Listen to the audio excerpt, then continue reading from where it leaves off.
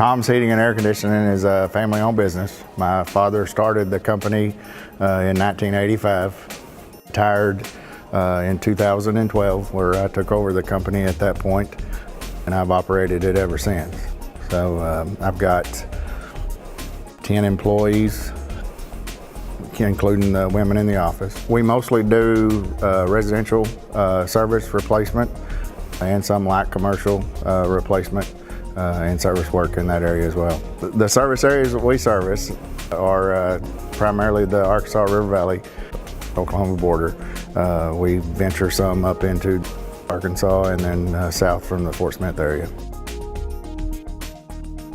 If your coil don't cool, your heat don't heat, you should call Tom's Heating and Air Conditioning at 474-8850.